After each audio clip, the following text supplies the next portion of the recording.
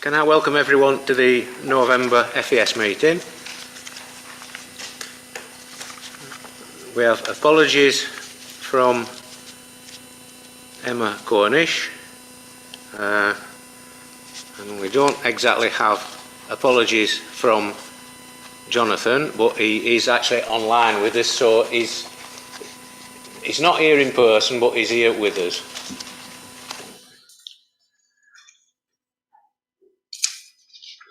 Are there any declarations of interest? No?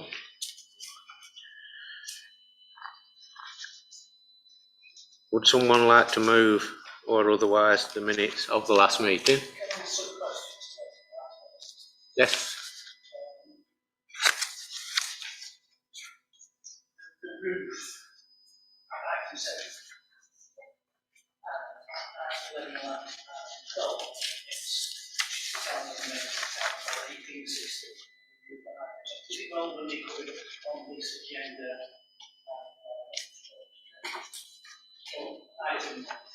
Yes.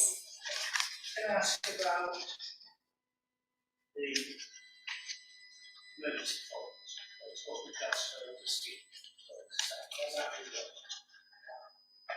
Yes, that has all been done now.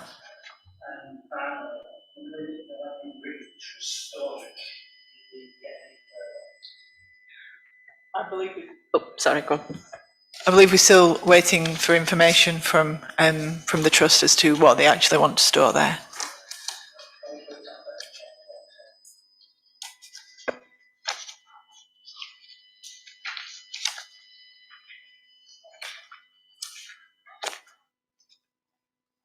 Other than those comments, are you moving the minutes? Will they seconded? All those in favour? Okay, thank you. Are there any declarations of interest from anyone? No? Public forum. I have a suggestion with this one, but I'll see what members' feelings are on it. I feel that sometimes when someone comes to speak at the minute, as Joss has done tonight, if he speaks at public forum, I think by the time we get to that item on the agenda, when we've discussed other things in between, we do have a tendency to have forgotten what he said. And I'm not just saying it because it's Joss, it could be anyone. And I think you tend to lose the gist of what is said because you've discussed other things in between. So with the committee's approval, I would rather let Joss have his 5 minutes to speak at the beginning of that item when we come to that item, if you're all okay with it. Okay. And there's no one else here for public forum. Jamie's sent the apologies. Right. Francis just here to hold it out. Right. When you're speaking, Sorry. will you press your button? Yes, of course. Okay. Item 6, financial update.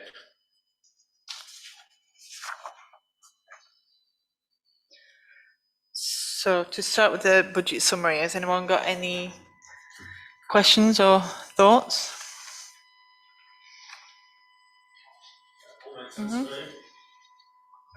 Okay, what I did want to add to bring to your notice is the neighbourhood plan. We have actually had a grant through for £6,700. Now, out of that, we have had some additional expenditure, which will be up to the value of £520, which will come out of that. So just to let you know.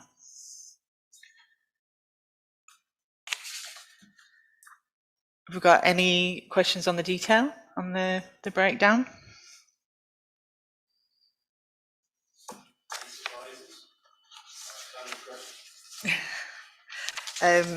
Not as yet, but we have had, I'm sure Naomi will tell you later on, some more maintenance issues, but yes. Other than that, nothing to report, really.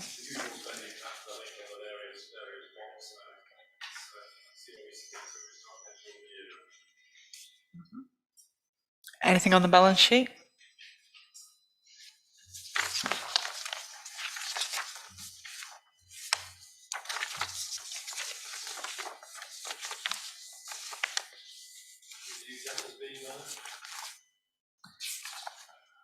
Yes. Yes, they are.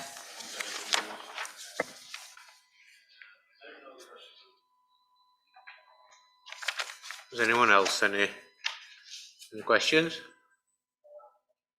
The balance sheet, I consider money that's gone into Skipton now. Yeah, it just depends on the timing of when they've done and when they reconcile.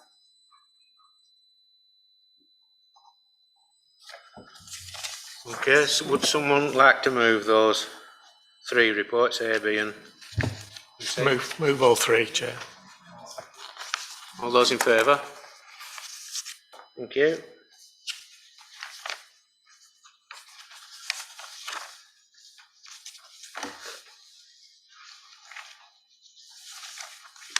Item 7, 2022-23 budget, proposed budget.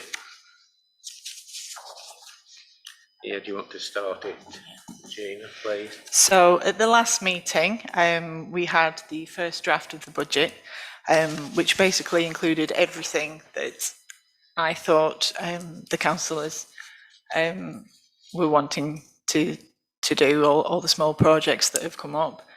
Obviously, there was the loan for the roof replacement, which we just estimated at a figure which we've now found is in excess of what we probably will need.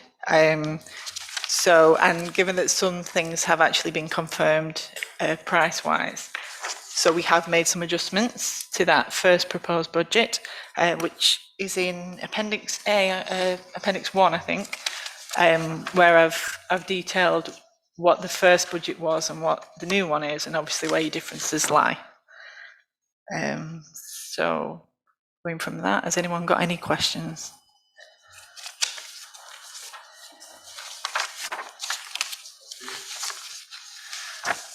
Okay, so going through the paper, one or two of the paragraphs in the additional information, you note about using one of our earmarked reserves here and there. So I'm just thinking there's opportunities, obviously, because we've earmarked reserves for these various things. So, for example, paragraph 6, the dear old town hall roof. We do have a town hall reserve. Now, whether we're going to use that for the roof or the boilers or something, it's there to be considered. I still think $1 million is sky high. I'd love to know where that's based on, but I think I might set myself up as a builder. So that's one, potential use of reserves on the town hall there, para 6. I think para 8, you've already noted there that we've got the Primmett earmark reserve of 40,000, which we can use for that repair and replacement tasks. So that's good, preserve the normal budget. On the new equipment, para 9, town centre floral displays. So we've got some equipment. I could say it's a community development reserve. If you want to try and, again, protect the revenue budget there. We set that aside for those sorts of projects, perhaps. So that's a possibility. Whether you want to have a Conin Bloom earmark reserve separately, rebadge something up, I don't know. So it depends what the future holds for that project. In para 10, we talk about obviously rebasing the amount of costs for the flowers, etc. So we're back down to the 9.5. What efforts are we making on things like sponsorship and shops paying up, etc., etc.? So in regards to that, we've already been out to all the businesses and have just short of 100 hanging baskets bought, as in paid for in the accounts. So they will be that fund's already coming in. We have written to various businesses about sponsorship. We have done social media campaign and on our website as well. So we are pushing that too. In regards to the actual cost from the garden centres, we went out for quotes the beginning of October. The deadline for them to come back is the 9th of November. So we've gone out and we've actually expanded where we're asking as well. So before it was a lot closer to home, but we have expanded it to try and get better rates.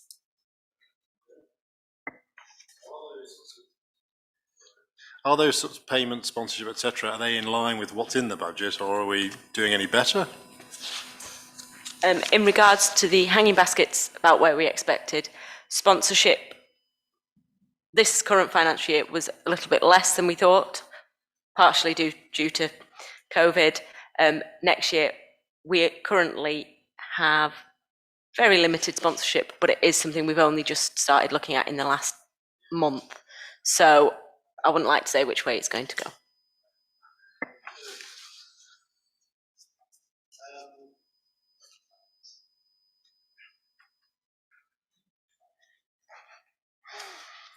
Okay, now we know earmark reserves for a bit more CCTV and the playgrounds, that's all fine. Talked about the town hall, bus shelters, repairs and maintenance budget. I suppose they're just simple, straightforward repairs. They're not replacing ones, are we? In which case our beloved earmark reserve of 10 grand has got that name on it. Mostly it is just general wear and tear on them. There's been a couple of incidents where they've been a little bit flattened. Luckily, they've not been our ones. So that is why that one's there.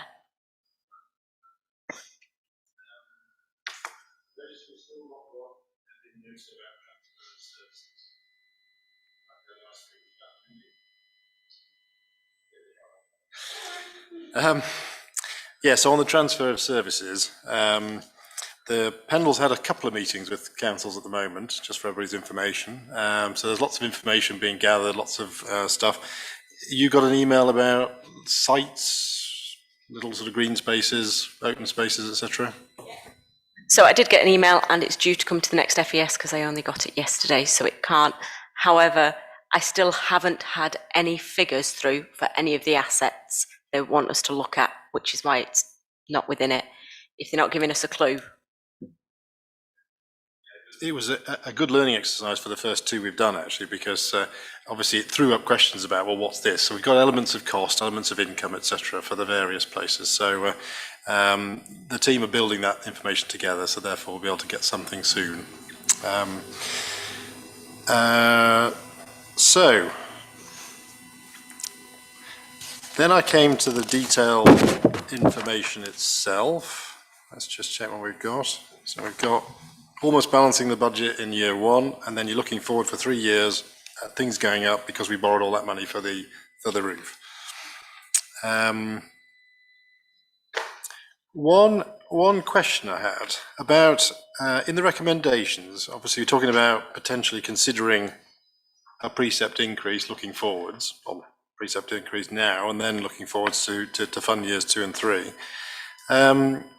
Statutory services. Now, correct me if I'm wrong here, but a town council doesn't really have any statutory services, but obviously we own things like town halls and parks and such like, which we've taken on.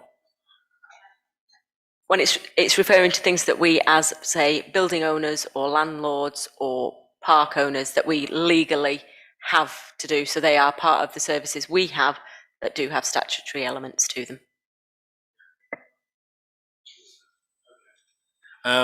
One final headline as well, in para 24, we asked about the base rate for the whole council tax thing. Although that's not been calculated yet, I think I've been told, early thoughts are that there's not anticipating any reductions. So it's either level or it's even a slight increase, so you never know. But I think that should be clarified in the next month or two, I guess. So that's that. Okay, so detailed budget then. Question for you. Have you gone down every single line in every single pot and justified to yourself what we're spending it on? Like which training courses are we going on, or how much stationery do we use, or whatever? I can tell you that I have been through every single one and tried to cut it where I can. Yeah, we've been through it in detail. So. One thought / suggestion is, I think where you end up with some of the ones that are quite long in terms of the number of categories, you might want to think about just sticking a few at 0 and stick a few miscellaneouses or contingencies or whatever. Otherwise, it's one of those things you almost get bogged down in too much analysis, thinking £100 here, £200 there. And these are all relatively small amounts. It might just be one bill for the entire year, for example, for something. But just a thought there that if you want to try to make your life easier, and therefore, efficiency and time usage or whatever, you might want to think about reducing some of these. Because I'm sure this takes up more pages than it ever used to. This was how we were requested to do it several years ago. That's why we've always followed it. If the council want it changing, just let us know.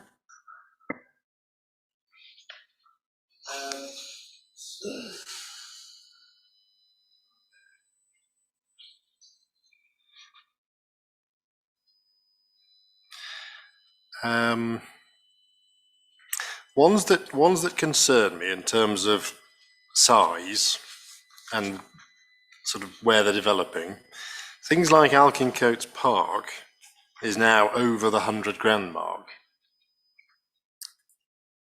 and that's getting more and more expensive by quite significant sums as each year goes by.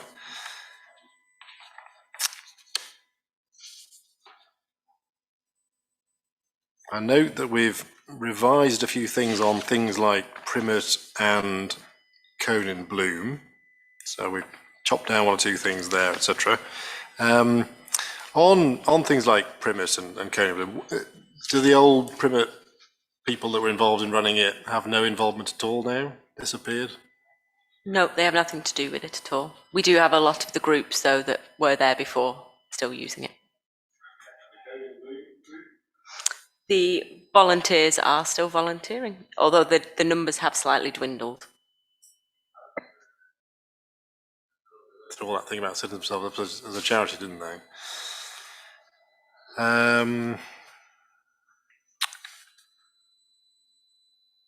Okay.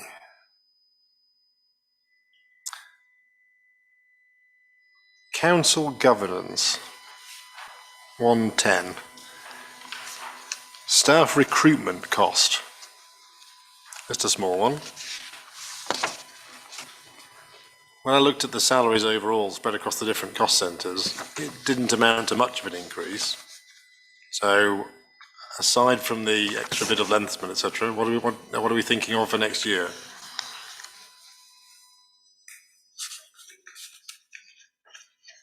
It's partly dependent on if you're taking more services. So if you're wanting more services of any kind, you're going to need more staff. We also don't actually currently have the staffing capacity for some of the things we know are coming up. So for example, we know what watering took for the floral displays this year. That was without the businesses' hanging baskets. So rather than it being every other day watering, we are going to end up watering every day, because your high street floral display will be done one day, your business's hanging baskets the next, and you'll alternate it like that. So we know things like that are going to be more time consuming on it. Does that help?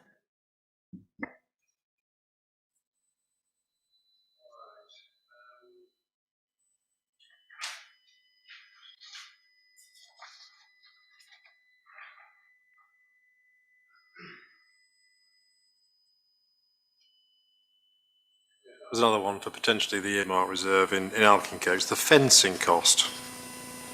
Got a big jump of 20,000. Now, I read about what it was for, etc., so I understand that. But that's one of those things you might want to use the EMR for. Another option.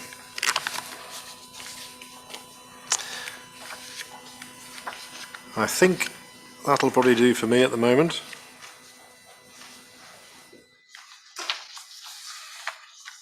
Graham? Councillor Corbyn Price mentioned Alkincoats, number 104, with it going over 104,000 or something. Last year it was about I think 80 something. And next year it drops, or 23-24 it drops down to 90,000, and 24-25 it goes to 92,875. So why is there a big increase this year and then it drops down again? That was the 20,000 that's been put in for the fencing.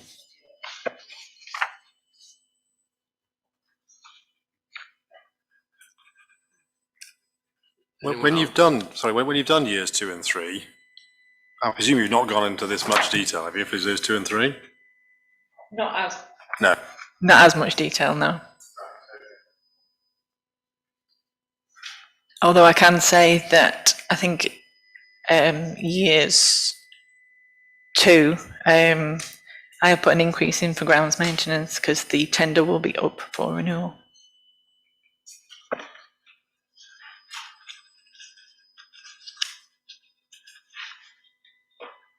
Howard? I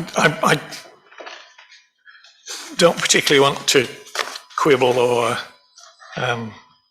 question much of these in detail, because I think everybody, when Alkin Courts was taken on, was well aware of the fact that it is important, it's historic. I mean, there's still people wanting to fight the Battle of the Hall being knocked down in 1950, whatever it was. And there is no doubt that I think we have found that some of the maintenance that Pendle were supposedly doing, they weren't doing. And we're going to need to spend quite a bit to bring it up to the glory that it needs to be. And we know that inflation is heading upwards. So as tenders finish and start to come in, we're likely to find that grounds maintenance will cost us more. I don't know whether the people we use now only pay minimum wage, but that's going up. So our costs are going to increase without, even if we did nothing extra and just stood still, the costs are going to increase. The difficulty, I think, comes when you listen to the sort of chatter in the Westminster bubble, that there is talk of capping lower tier. Are we a lower tier or a lower tier? Bottom tier authorities, which probably for us is going to be a bit of a problem if it's of the problem is we don't know what it's likely to be capped at, or whether it's next year, the year after, or never. We don't know. And obviously for some small authorities, capping them would be disastrously stupid. Somewhere like Foulridge and Trawden, which Foulridge I know better than Trawden. The expenditure and what it looks after, to cap them at 2% or 5% and inflation goes above it, it'll just be a cut in real terms. I suppose we are, in terms of town and parish councils throughout the country, a sort of middling size. We're not the biggest, we're not the smallest, we're somewhere in the middle. But again, if things are capped at, say, 5% and inflation's running at 5%, it becomes a real cut. So we just have to hope that the government don't impose a cap, but at the same time be ready for if they do. And I think that's the logic in here, that perhaps next year's is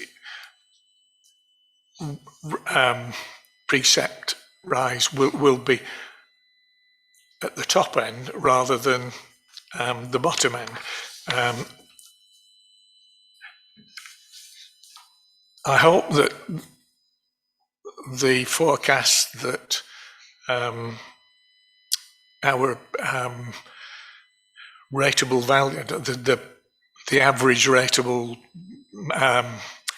money that we get, it's not rateable anymore, it can't be because it's council taxable, is going to be better than it was last year, because we were actually quite fortunate that compared to some of the other town and parish councils in Pendle, we escaped with a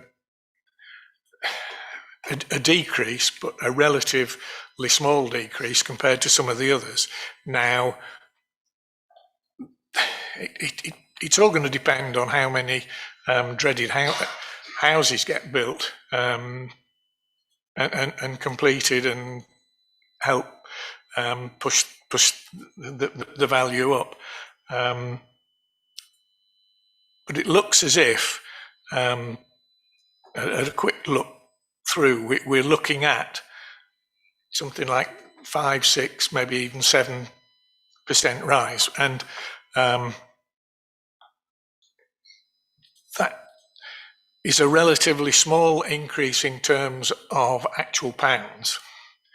But I guess, again, we will be swamped by the county council and Pendle and the fire and police precept, in that we're probably talking, again, it's difficult to pin it because, as we all know, the number of Band A, B and C properties are much higher in Pendle generally, but Colne in particular, than the E, F, G, H ones, which are the ones that really pull in the money. So we're probably talking somewhere for the average council taxpayer of a 10 or 11 quid rise over the year. So it's what, £1 a week, no less than that, 10 pence a week, 20. We're in the pences, but I can't do the maths in my head. We're talking of low increases for our part of it. In an ideal world, we'd be able to just live off the reserves, but of course, once you've spent it, that reserve can't get spent again because it's a reserve. So at some point, you have to replace it. I think we still don't really know what the roof's going to cost because as I understand it, we've not had a proper estimate tender or whatever yet. So it may be 500,000, it may be 1 million, but we've got to assume something in there to put in the budget. So we're better to assume it's the top end than the lower end, because if when it's A lads A, it comes out at the lower end, well, we don't need then to borrow as much. And even that now is going to be more expensive. Well, it depends on the Bank of what the Bank of England does whenever it meets. But it's certainly a fair bet that it will be more expensive when we come to borrow it than it was if we'd have borrowed it last month. But you know, we've just got to live. We've got to live in the world that we're in, and not in the world that we'd love to be. So, as I understand it, what we need to do tonight is to send this off to full council to say this is the first bite at the cherry, if you will, and hopefully we'll be in a position in December to make the final recommendation on the precept.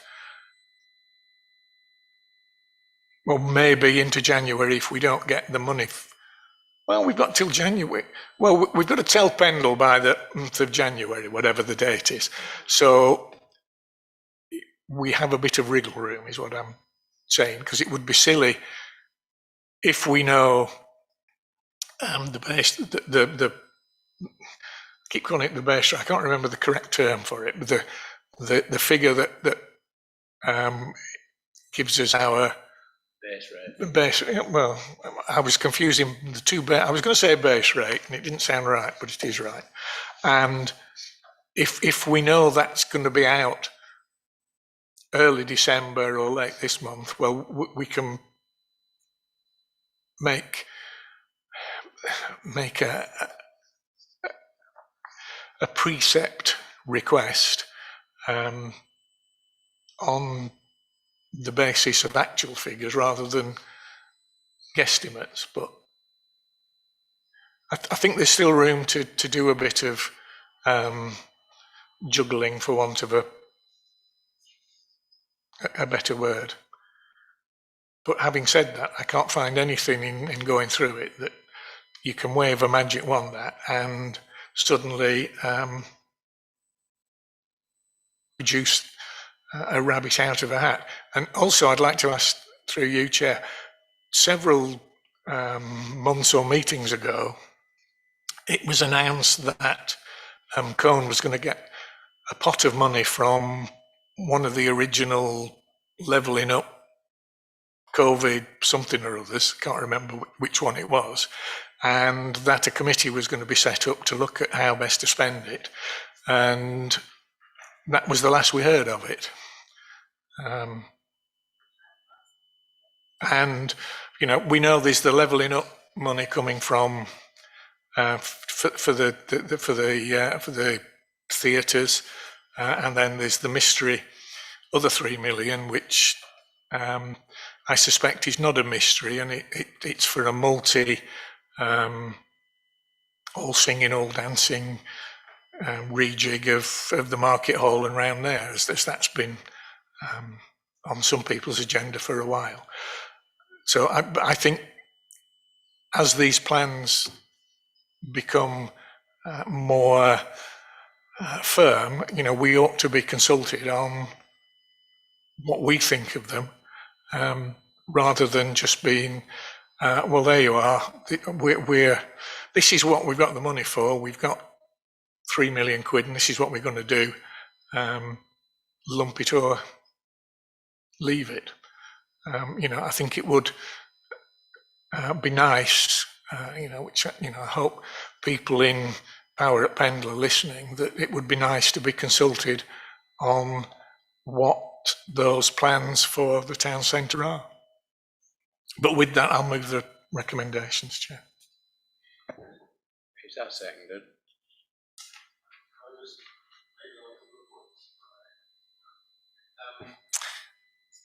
You mentioned about reserves and things and how they've they're obviously there to be used, and also a safety net. Obviously, there is the point, as you say, that when they're used up, they're gone. But obviously, over the last 3 years or so, partly by design and partly by COVID accident, they've gone up from sort of 300,000 to 700,000. And then obviously, depending where we get to this year, it might be slightly more or slightly less than the 700. So we built up a nice nest egg of money that's sitting in the Skipton Building Society and other safe building societies and banks, etc. So we've got that there, which gives us that flexibility. We know we've got certain things to spend it on, and they're boring things sometimes, like town hall roofs. But they're also potentially quite good things as well. You know, we're thinking about the future of the Blues, for example. That's on the agenda for later on. We obviously want to try and get our events program going back on again. The thing I'd caution, and we talked a bit about staffing and resources and whatever, is if you add up things like admin, town hall, excluding the roof, and the governance budget, then you're over 300,000 for that. So obviously that's gone up over the years as we do things and as we look at that.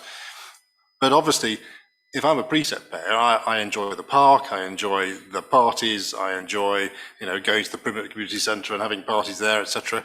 I'm doing all those kind of things, but obviously what they don't want to see is a whole load of extra costs coming on in the background. So we've got to be careful about those and make sure hence the question about have they gone through line by line to say what are we spending this on? Is there anything we can do? Can we shop around for bits and bobs, etc., to try to make it a bit more lean and mean? Because obviously we are spending the public's money on this kind of thing. So I think using the reserves like that, we've got them built up. They were put up when we had the chance to do that, put up by several 100% in the early days. And obviously we've managed to make these surpluses over the last few years or so. So I think that's we're in an excellent financial position, and we can be responsible and prudent with that. That's all. Thank you, Chair. I think that in amongst some of the remarks that have just been made is a slightly sideways attack on the officers of the town council. That you know, it's costing 300,000, and isn't it a lot of money, and isn't it this, that, and the other? Well, it probably isn't. There are no more staff now. I tell a lie. There's a 1.5 lensman more than there was 4 years ago, perhaps even more. And the workload has increased considerably. So I think we have to be careful that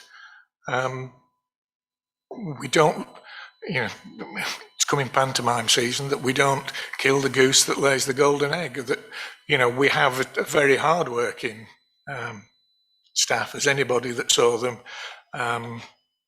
getting thoroughly wet through on last Saturday will know.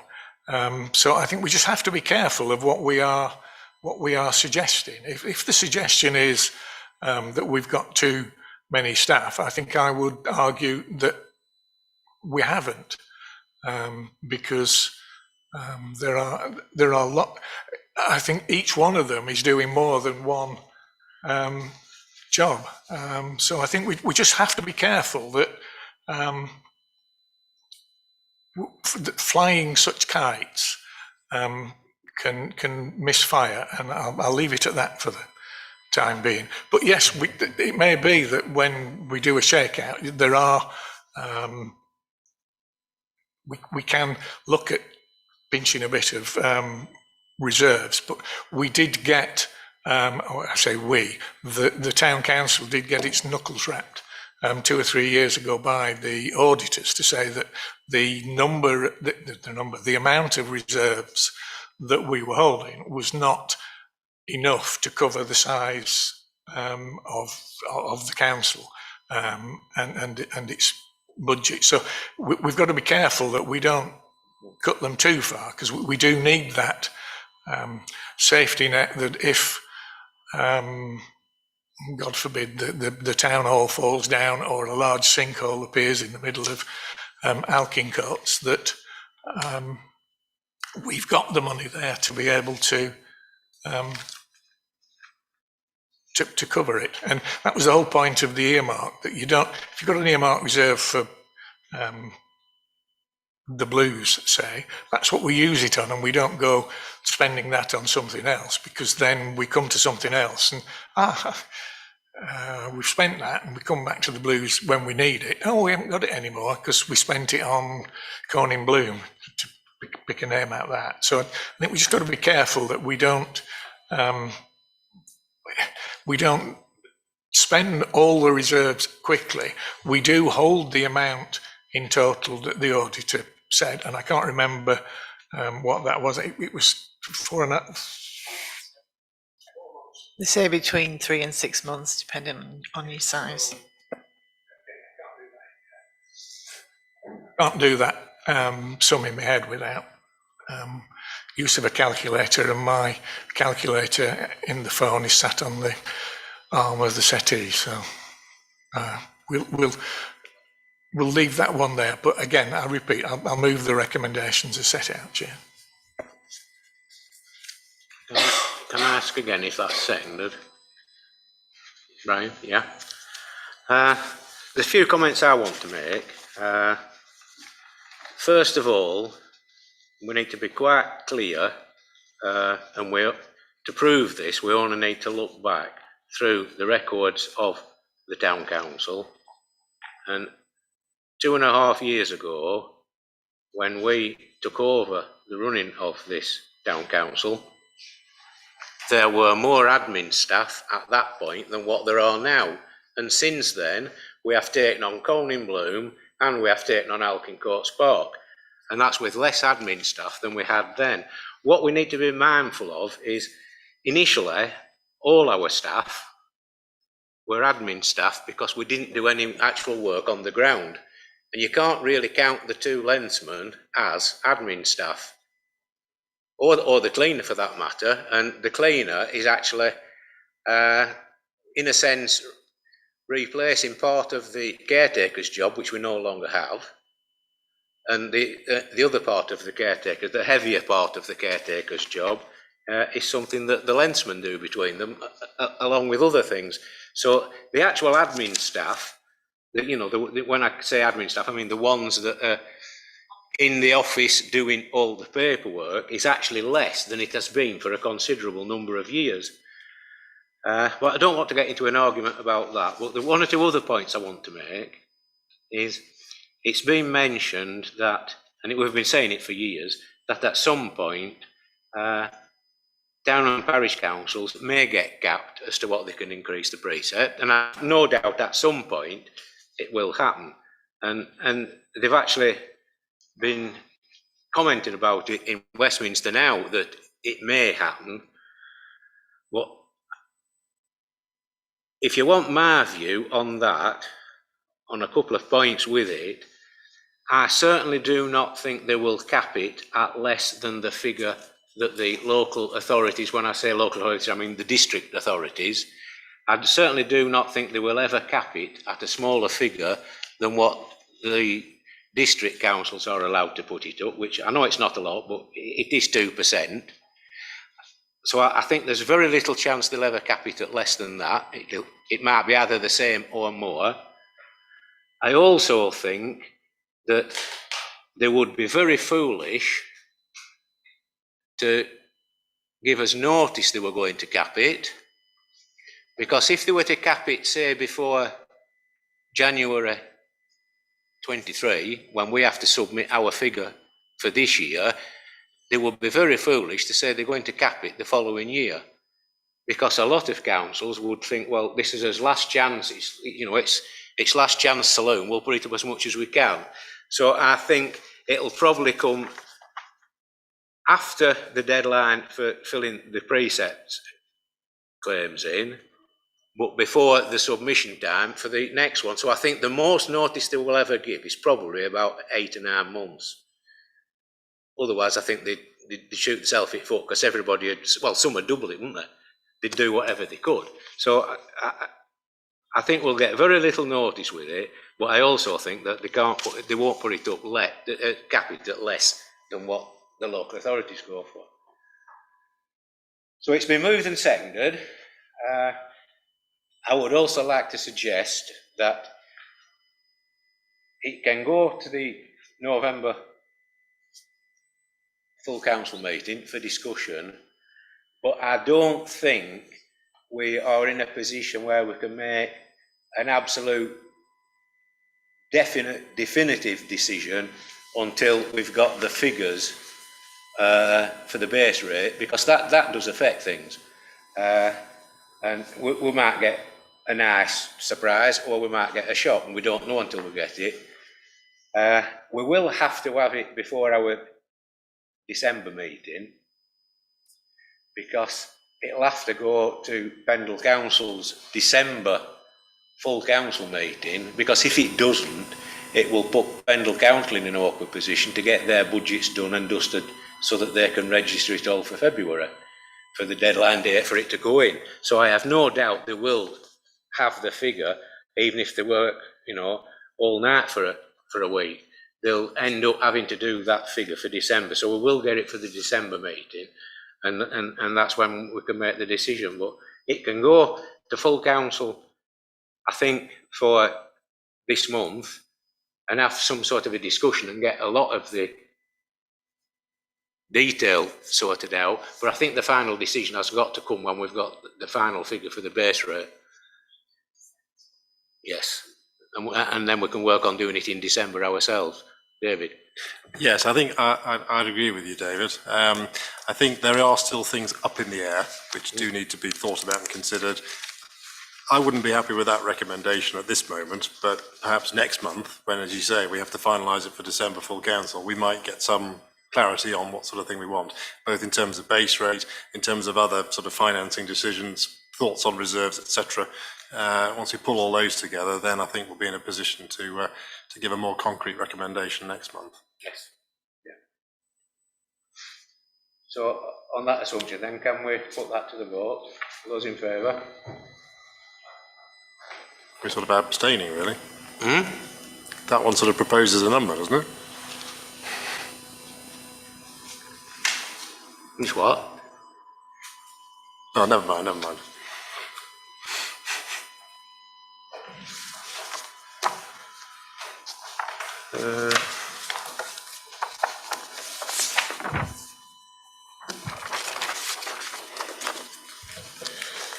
Item 8, options for the 2022 Great British Rhythm and Blues Festival.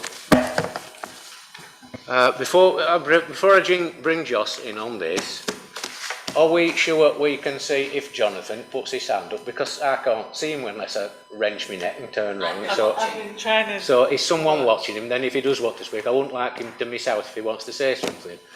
I've been watching. Right, okay. All right, David, I'll just start speaking. Okay.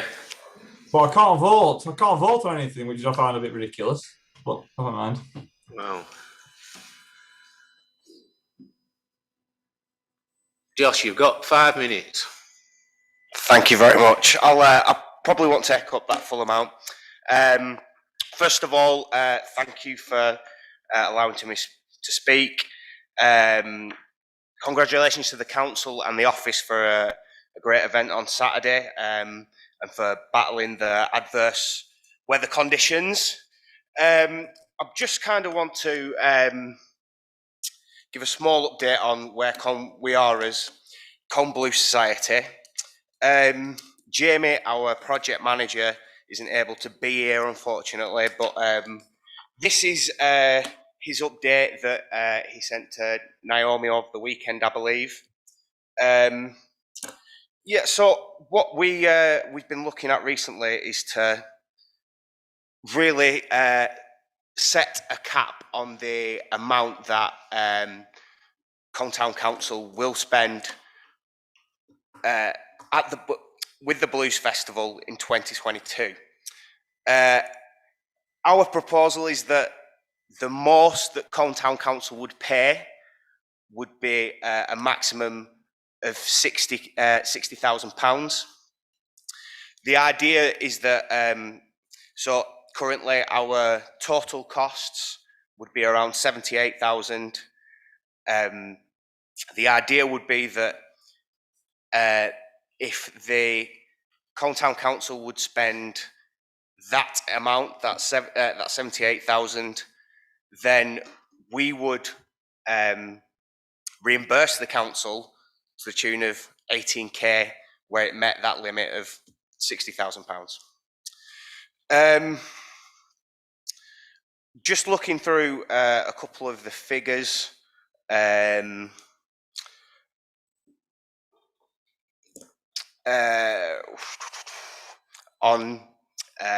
the documents that that Naomi produced, I think our ticket sales were projected at 30,000, which I believe could be significantly higher, given that 52,000 was considered a bad year. I don't think it. I think it's a bit of a prejudgment that we're going to do significantly less than 2019. I'd also say that projecting that Pete's figure is around 90,000, there seems to be quite a big disparagement there between our figure, Pete's figure, and the 52,000 that we have to keep in mind, it being the 2019 ticket revenue. So ultimately, in part of our plan in 2022,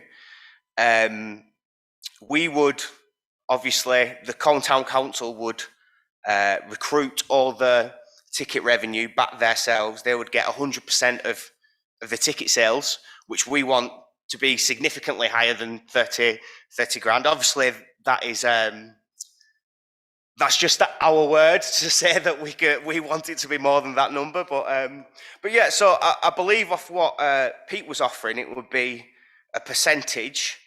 It isn't specified, but I'd presume that it isn't 100%. So yeah, I think we're just trying to look at ways in how we can how this can be a better deal for the council as a whole, for the office, for the councillors, and maybe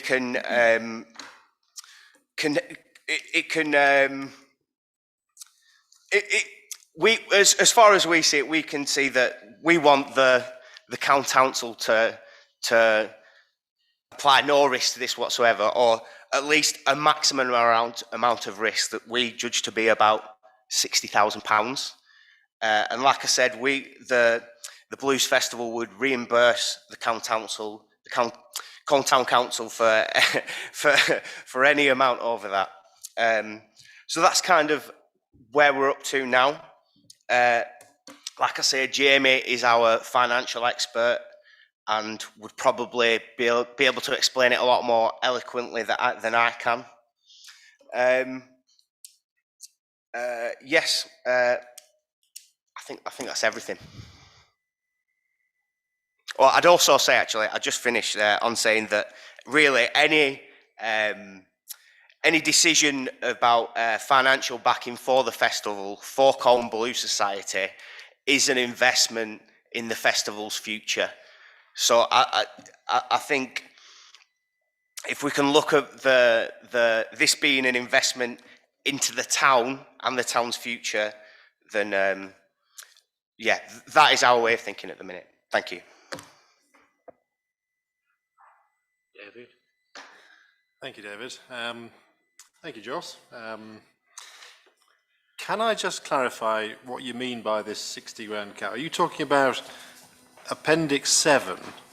So this sort of idea of a transitional year, where we've got this exposure to the council of a total of 79,000, or just under that, and you're saying that will be capped at 60?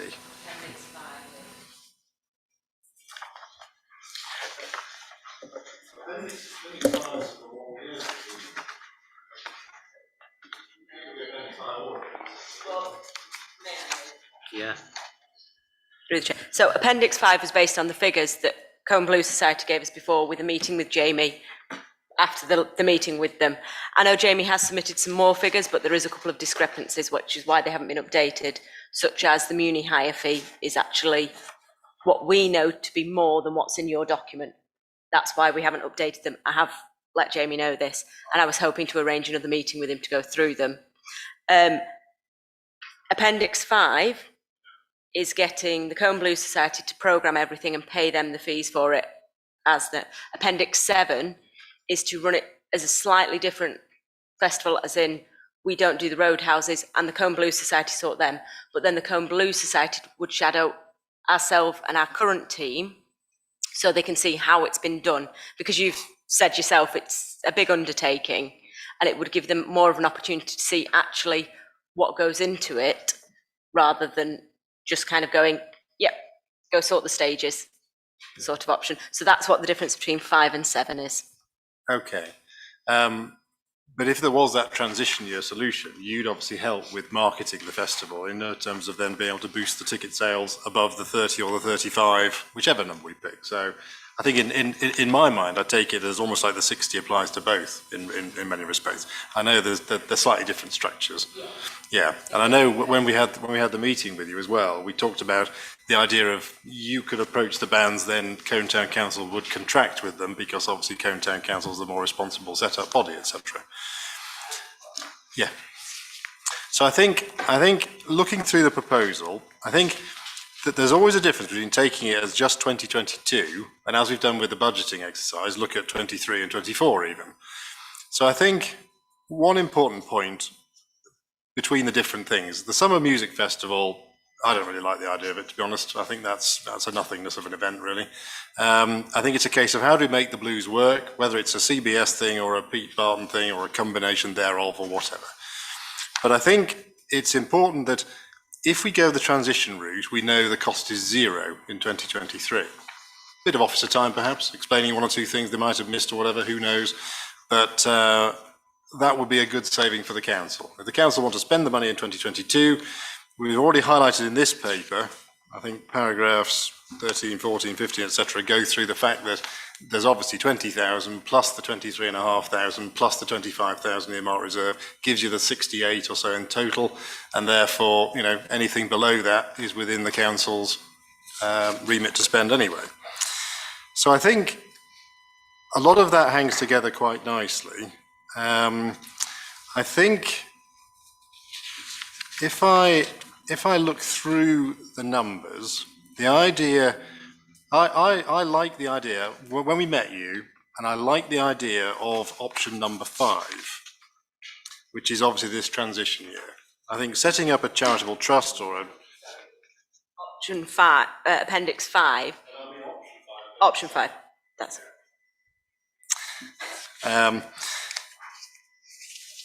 I know there was a meeting held with Pete Barton. I know he's got some ideas about giving 10% of the ticket revenue, etc., and the ideas for the sort of mood and genres of the bands, etc.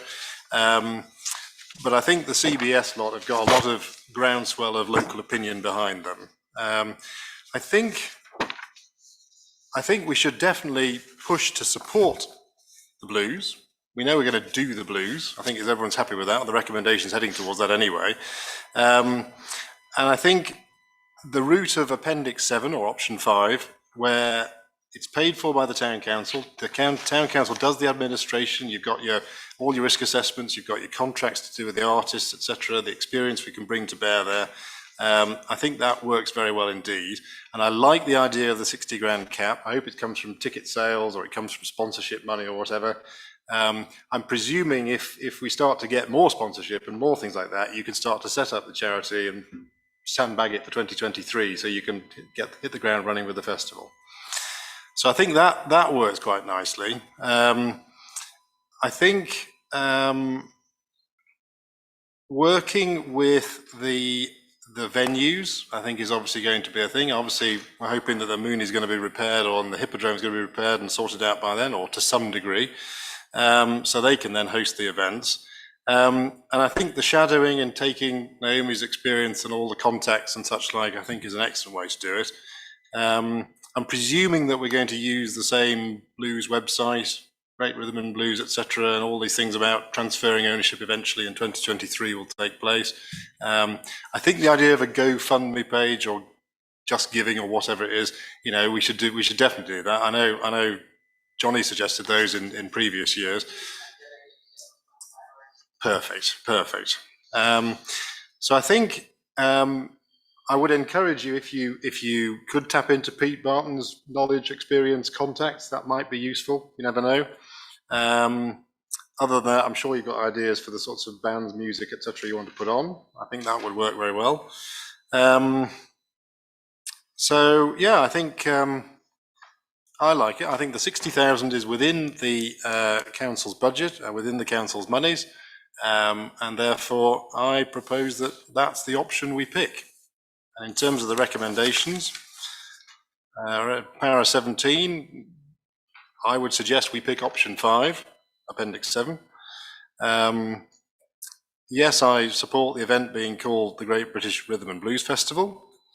And as you suggest, the donation funding support all still exists and is maybe even broadened. and take it from there. So,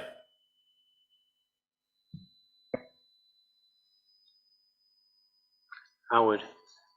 Thank you, Chair. First of all, I'd like to say I think it's very disappointing that some members didn't take the opportunity to meet with Pete Barton when he came, when many questions could have been put to him, as indeed from a different slant perhaps than the questions that were put to him.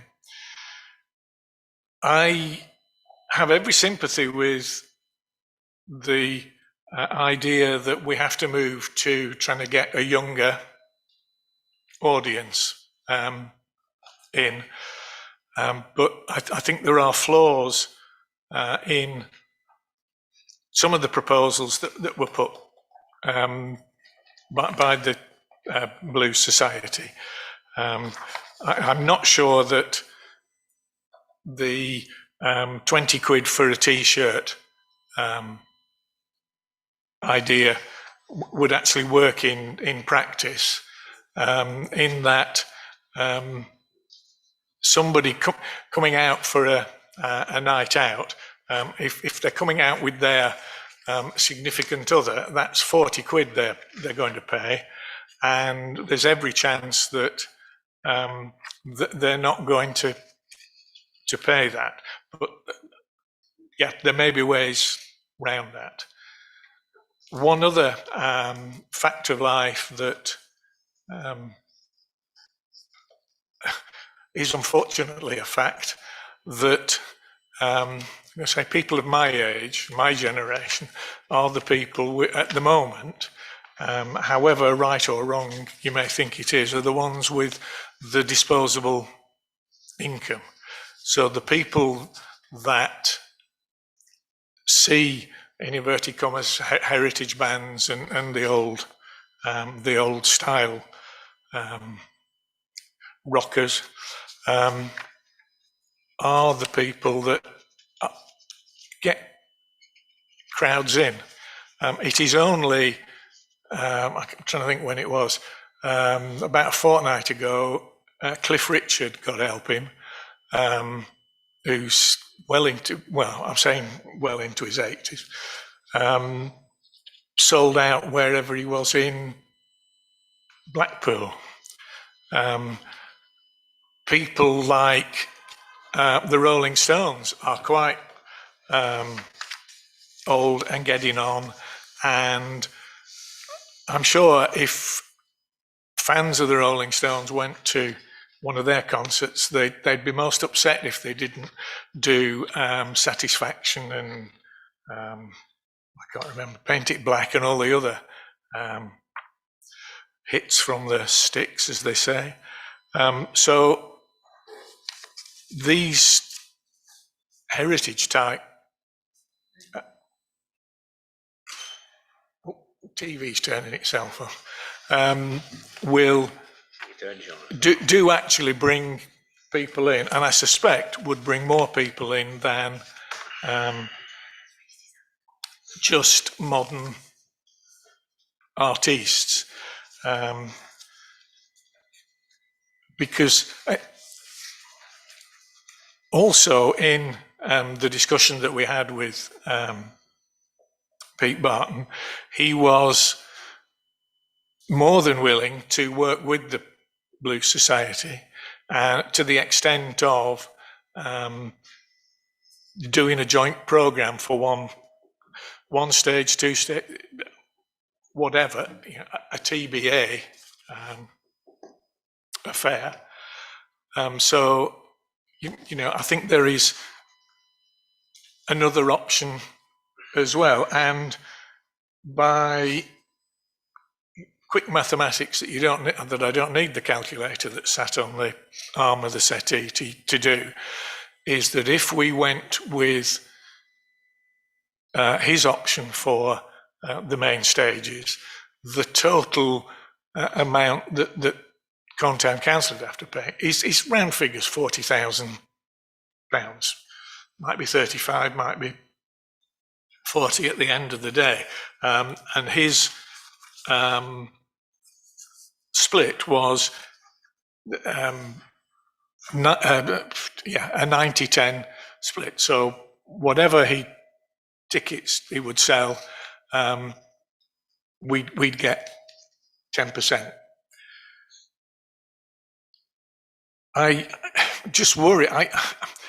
I'm not sure that, as it stands at the moment, that the Blues Society have convinced me that they can put on the two main stages for 3 days or 4 days, a programme that would attract people in. I mean, there was talk at the meeting we had with them of the tickets would be £40 or something. Was that right? You said about £40 for a...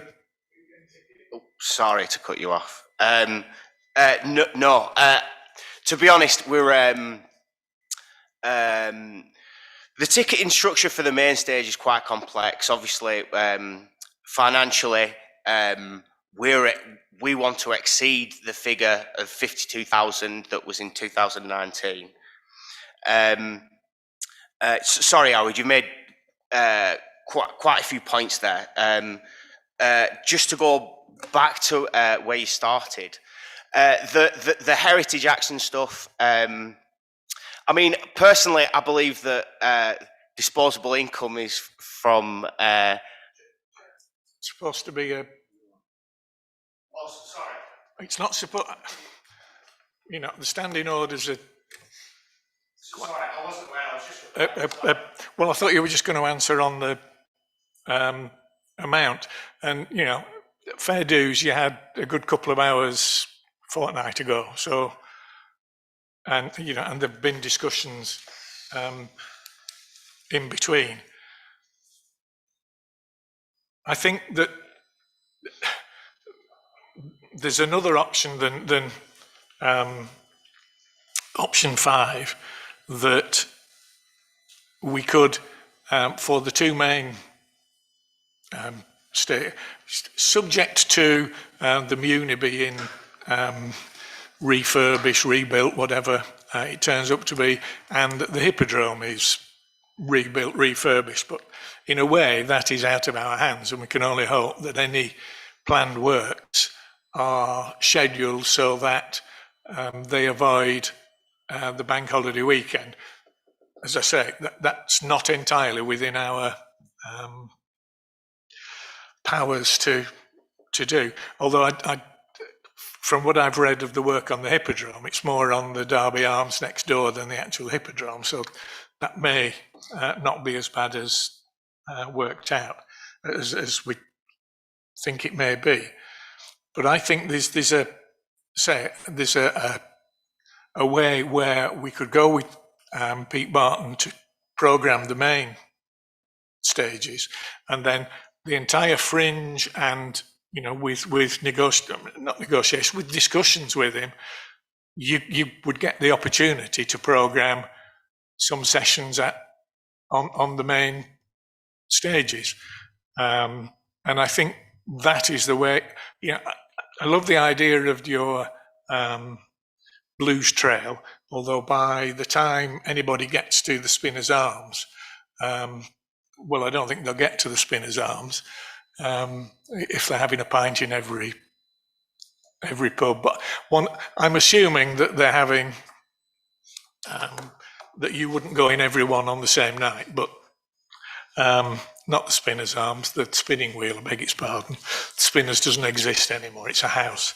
But again, I think there are some problems with that, like, Wetherspoons probably wouldn't join in, and I don't know whether no,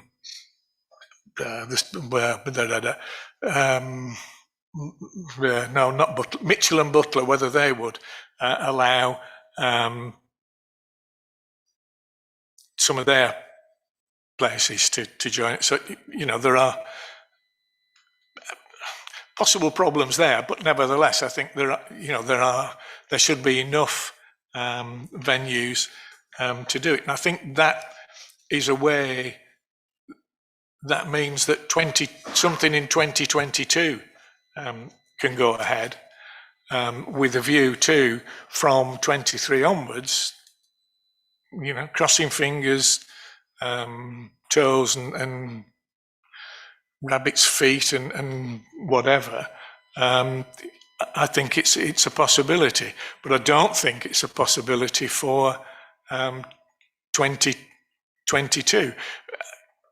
For one reason, I don't think there is enough staff time to cope with the problems of the helping book the bands and so on. I think that will be a bit too much for this.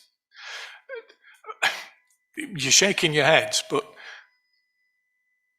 the Colne Blues Society can't ring Charlie Farnes Barnes up and say, how much will you do it for? Right, that you've got the gig. You've got to get the approval of. You've got to get the approval of the council, and depending on how much they want as a fee, it depends on who has to sign off the cheque or the order. So there are more complications than I think perhaps you're aware of. So I think a hybrid model of both working together is a way that can work, and it may actually save us money, not cost us as much money as the thing has in the past. It's never made money from its first iteration 30 odd years ago. So why we suddenly think it can suddenly profit now, I don't know. There is also, I know there is a groundswell of people who are fighting, think, yes, the Blues must go ahead, so on. There are also, like it or not, there are people within the town who pack up and go away.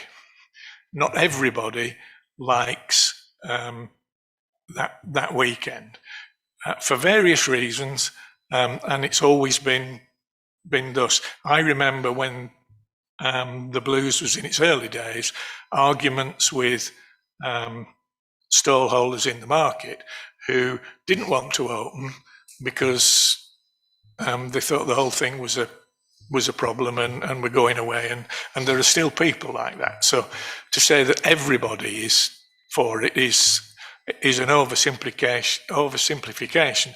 Equally, it's an oversimplification to say that everybody's against it. So somewhere in the middle, there are a whole bunch of people who, some like it, some don't, and some do it. There are also a lot of people in Colne who come to what they think is the Blues and never step foot inside the Municipal Hall or the Hippodrome, and that's a fact. There are some that go in, but equally there are a lot that just buy their own drinks, walk up and down. Bargain Booze must have thought all the Christmases had come at once in 2019, because they were restocking every 10 minutes, it would appear.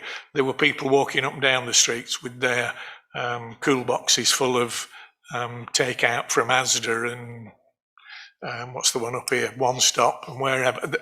They all made a killing. I don't know about all the venues. So I think we need to get the two sides together, as it were, and sort out that we have a hybrid festival with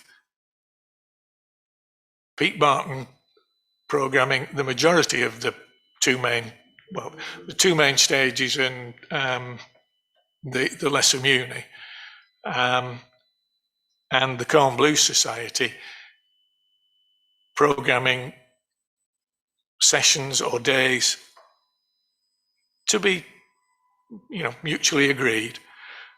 And they also run the roadhouses, the fringe. So that I would move that as a counter proposal, Chair. Can we try and attempt to bring Jonathan in, because he's been sat there waiting a while, and I want to bring him in now rather than later, and then if there's any problems getting him in, we have time to try and sort it. Thanks, David. I've kind of forgotten what I was going to say. I've been waiting so long, Of course, if I was there, I'd be supporting Councillor Coburn-Price's idea of the Appendix 5, because I know for a fact that Joss and his team will put on a massive show, and it'll be a right good do, because I know Joss from going out in the town, and a lot of Joss's friends who are all in the local blues and music fraternity. And the talk of a hybrid model, I don't know whether that's just been sprung on us tonight, or whether that has been sprung on the CBS tonight. Now, not sure. If Howard could answer that one when I finished. And just to pick up on the first thing Howard said, I thought it was a little bit unfair. I couldn't go to the meeting with Pete Barton because I was at work. And to be right honest with you, Pete Barton's proposal was on a one sheet of A4. It wasn't a full-on, multiple page document, which is what the CBS, the Colne Blue Society, had to put together. So it's a bit unfair to really compare the two meetings. And I know that I already gave my apologies, and Councillor Chung and Hurley were going to go. But I've got to say, I agreed with them when they said that it's, with 1 day to go, all Pete Barton has put together was like 2 pages of A4, when the Colne Blue Society's document was monumental. So, if I could have voted tonight, I'll be with David Coburn-Price on that one. Purely because I know Joss and Joss's friends, and they would put on a really good show. And I'm sure they'd make it work. Thank you, Chair. Okay. Thanks, Jonathan. There's one or two things with this I'm not clear on, but maybe I'm thick, I don't know.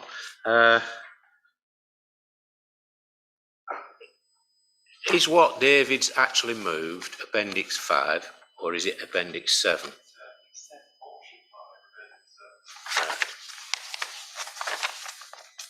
Because there is a significant difference between them, isn't there? Yes. That threw me a little bit. The other thing is, on Appendix 7 then, looking at the figures there, how can it have a cap of 60,000 put on it? How's the cap going to work?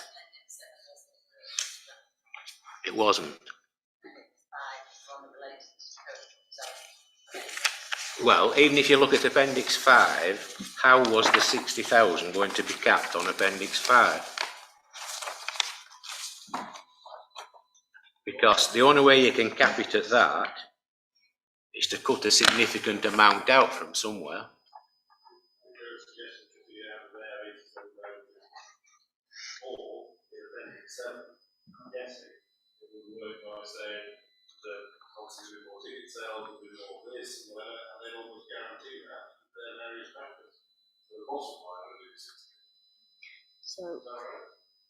So to cap it at 60,000, they would have to take 23,740 out of their 87,600.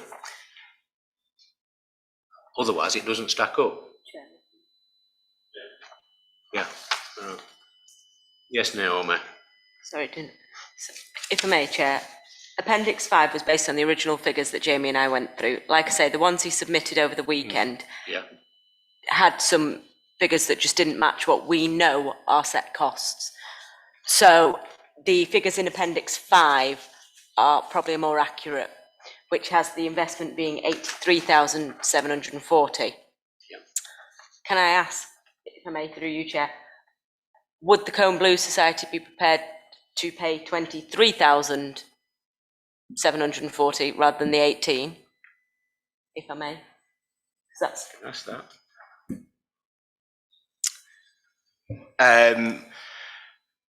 Sorry, where was the figure of 23 from? Yeah. the budget that was put through on Appendix 5 was that the whole event cost would be 83,740 based on the original figures submitted. That would make the variation between the 60 and the 23. I think what he said earlier was the fact that the 30,000 of ticket sales is far too low. And if you went back to 2019 as a precedent and said 52, then hey presto.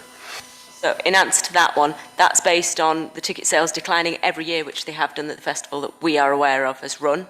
It's also based on knowledge of a lot of shows and events currently not selling out on their tickets. So we've had to edge it on the side of caution that I found a paper where we were budgeting for the 2020 Blues and it gave ticket sales for 17, 18, 19 and there was an upward trend in value. from the number of, in fact there is, the number of tickets which were sold decreased. However, the prices of the tickets had been increased. So, and I know the Cone Blues Society wanted to make it more affordable because they were saying that what we were charging for a weekend ticket was expensive, because that was mentioned in the meeting. The Appendix 7, which I believe is the one that yourself, Councillor Coburn Price, is referring to, is that it's run without the roadhouses using our same contractors, and that the Cone Blues Society shadow us so they can see how it's done. Rather than them actually, they would book the fringe, the roadhouses, not the main venues. The other thing missing from Appendix 7 was the contribution from the hospice. You know, we brainstormed the idea that it would be a 50, 25, 25 split. So 25% of their sales of the trail, etc., would be given to the council. No information about the actual breakdown has come, so unfortunately it's not something we can factor in. It's also, we don't know if it will happen or not. Obviously they would like it to, but whether they can do it in that period of time, I don't know. I know that the Pendle Pub Walk they do it with the Rotary, so I know they do a lot of the kind of checking in of people at pubs and risk assessing things. So I'm not sure. It is another thing that may mean that the loss would be less. We just, unfortunately, I can't factor in an unknown. Can I just say a couple of other small things? One thing I thought Howard's exposition was a little bit overcautious and slightly overcomplicating things as well. So the idea of a hybrid model, heaven knows how the split of this and the split of that would then work. It's going to be enormously complicated, that. And I think the Cone Blues Society's got a lot of goodwill, it's got a lot of contacts, it's got that groundswell of opinion, and I like the offer there. And I think if we're prepared to make that change with the cap on the council of 60,000 exposure, then that's within our 68,000 and 68,500 available funds. And for 2023, it's then zero. If we went any other sort of hybrid or other model, we'd still end up with the same discussion in 12 months' time, or 10 or 11 months' time, to get ahead of the game, to talk about the 2023 festival. Where again, you know, I wouldn't wish anybody to be sort of embarrassed in 12 months' time, that's all. This is a way forward to help the council in years 2 and 3 of its 3-year budget. And I think the maths works quite well. I don't dispute the figures, David. I just can't get my head round how it's going to be capped at 60,000 in such a way that it cannot go over it. Well, that's for them to find the extra money from their sponsors and also from the ticket sales for the main stage. One of the problems with the Blues is, and I've no doubt Joss and his friend over there, I forgot his name, know this anyway, because they know how it all works, but particularly with something as big as the Blues, in the early stages of organising it, you have to lay a lot of the money out. And it's in the later stages, as the ticket money starts coming in, where you start getting the money back. And at some points in previous years, we've been in a position where the amount that we've actually had to lay out initially is far greater than what the end loss has been at the end of the day. So if you're going to guarantee that the most exposure we would have is the 60,000, how are we going to cover anything unforeseeable that happens with the ticket sales if they were lower or whatever, to not expose it over 60,000? The only way I can see in doing that is to say we do not commit more than 60,000 to be spent at any one time, and then once it's spent, there's no more spend available until some income comes in. Yeah. You're nodding your head, so I think you're agreeing with me I think there. that sounds quite prudent, and we're hoping And I think that's the only way Yeah. we can guarantee it to that figure. Because you can't sort of lay 90 grand out and say, oh, end at day 30 you'll be coming back, because it might not, and you might be 90 grand out. How about as a suggestion? I think one of the things that they said was that they've got access to sponsors. We've got Barnfield, obviously, who've sponsored it for years. Why don't we get some sort of letters of intent from their sponsors? That would give us some reassurance for a start, some degree of commitment. And then, as you say, we could potentially cap the exposure at any one particular time to the 60 grand or the 68.5 we have in the budget, I might suggest.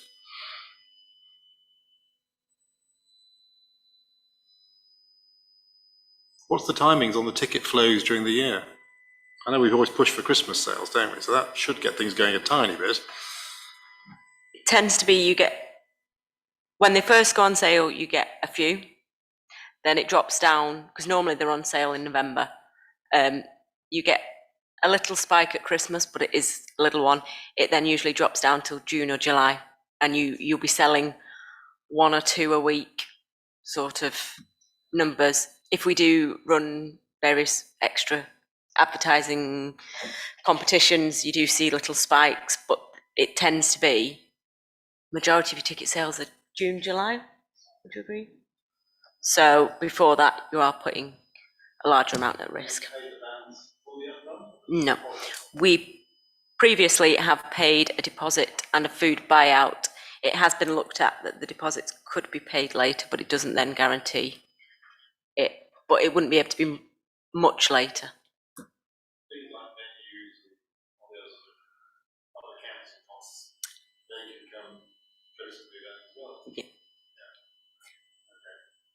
Generally, it tends to be deposits for things in advance, and then there's also the option of if something was cancelled last minute, we have a percentage of whatever the fee is to pay, regardless if it happens or not. Anyone else?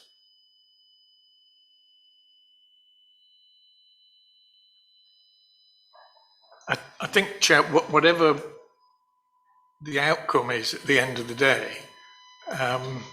it's a no-win situation.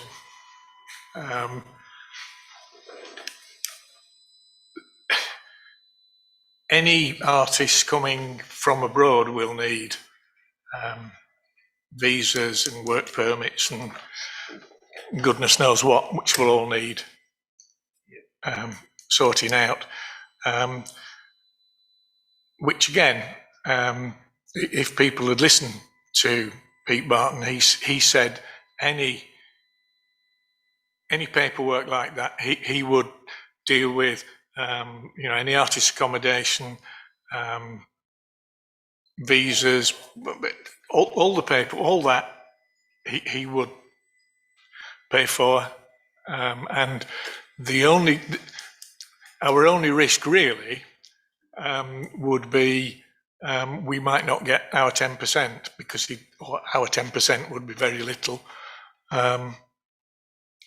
because nobody turned up. And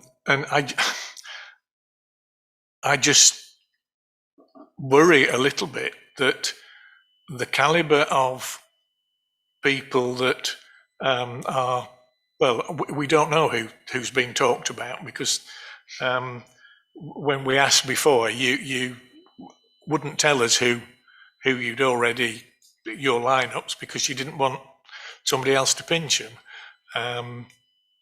Now, equally, we've no idea who Pete Barton's going to pick, but we can have a bit of a guess because of the people that he deals with on a regular basis.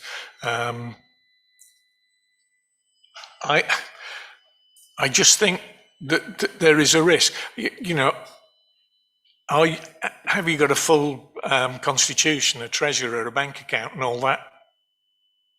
I'm going to say rigmarole, but it's not rigmarole. It's something that is important.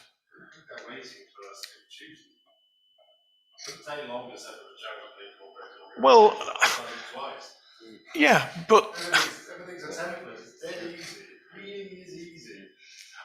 I've no doubt it is easy, but unless we see the colour of the money, as it were, we are possibly betting on unknowns, aren't we? Well,